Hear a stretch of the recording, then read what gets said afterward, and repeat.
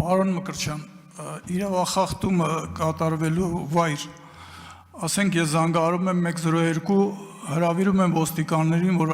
վարչական ակտ կազմեն, ուրեմն ով է հետևելու, ով է ստիպելու, որ այդ ոստիկանները գան ներկայանան ուրեմն կանչման վայրը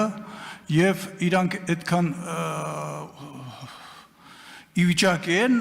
այդ տրամաբանական բանը իրանք ունեն կամ այդ կրթությունը, որ ինչ որ իրավական վարչական ակտը կազմելու,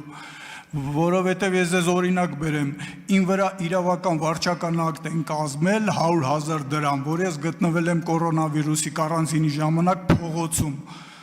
հարց է ծագում, անօթևանը փողոցում բադի չգտնվեր, բա որտե պետք է գտնվեր 100,000 անձնից պահել են հացից փողը, ես սոված ծառավ փողոցներում եմ։ Ուզում եմ ասեմ, այդքան կա ոստիկանությունը, որ պայքարի այդ իրավախախտման դեմ, կամ էլ պայքարելու է, ինչպես միշտ իր շահից ելնելով, երբ իրանց պետք է պայքարում են։ Հետո ուրեմն գործառույթները իրանք չեն տիրապետում, ամբողջ ոստիկանությունը կոռումպացված է, հանցախմբերով են, ընձի առևանգում են, ընձի խոշտանգում են,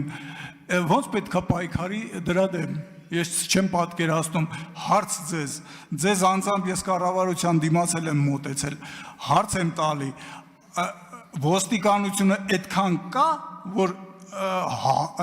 պաշտոնյաների քննիչ դատախազ, դատավոր դրանց ուրեմն երեխեքի վրա ակտ կազմի, այդ է իմ հարցը, ես 100% համոզված եմ չի կազմելու, այդքան չկա ոստիկանությունը, որ զբաղվի այդ գործառույթներով։ Շնորհակալություն, պարոն Խալոյան հարցի համար, եթե կարճ պատասխանեմ հարցին, այո, կա։ Շնորհակալություն։